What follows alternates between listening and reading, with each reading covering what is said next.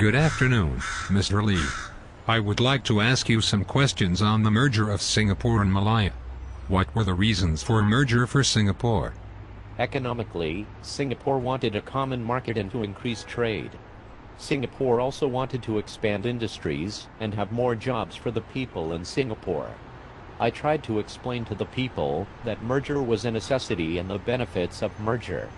It was beneficial for the economy, improve social conditions and to obtain independence for Singapore.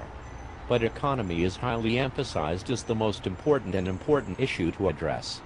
A referendum was conducted on 1 September 1962 to find out which type of merger people wanted. Politically, Singapore also wanted to prevent communist threat, an anti-communist Malaya, and also wanted to assure British to grant independence for Singapore. What were the reasons for merger in Malaya? The Malayan Prime Minister feared that the communists might overthrow the People's Association Party, spreading communism throughout Malaya. The communist threat in Singapore was a really serious issue that Malaya was concerned about. Malayan Prime Minister feared that the communist power was too rampant for the People's Association Party to curb and felt the need to intervene in the situation in Singapore. Thus, revisited the idea of merger. If communists overthrow the PAP government, they will use Singapore as a base to spread communism across Malaya. When did Singapore and Malaya merge?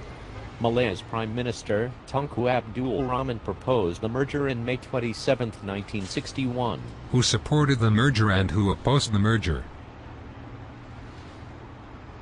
The People's Association Party and I supported the merger while the communist radicals within the party opposed it. What were the goals of the opposition party? They attempted to overthrow me, which failed and resulted in the expulsion of 13 members. Eventually, Lim Chen Siong and Fong Swee Swan formed the Barisan Socialist Party. What were the intentions of the Barisan Socialists?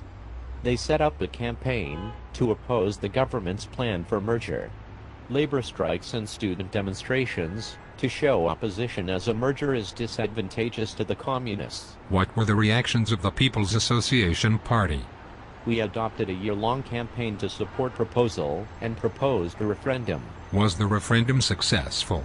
Yes, it was. What were the reactions of the Indonesian president? The president opposed the merger as he felt that Sarawak and Sabah should be under Indonesia's control, and the merger would distract people's attention away from Indonesia's situation. Indonesia also launched policy of confrontation against formation of Malaysia. What was the Malaysia agreement about? According to the agreement, Malaysia would be formed on August 13, 1963. The date was later postponed to September 16, so as to give United Nations time to check that Sabah and Sarawak really wanted to join Malaysia. The results revealed that 70% of the people of Sabah and Sarawak were in favor of joining Malaysia. Why was the Cobalt Commission formed? The Cobalt Commission was set up to find out whether the people of both colonies wanted to join Malaysia. Brunei and Malaya could not agree on the terms of merger, and therefore did not join Malaysia. Oh, I see. Thank you very much, Mr. Lee, for taking the time to talk.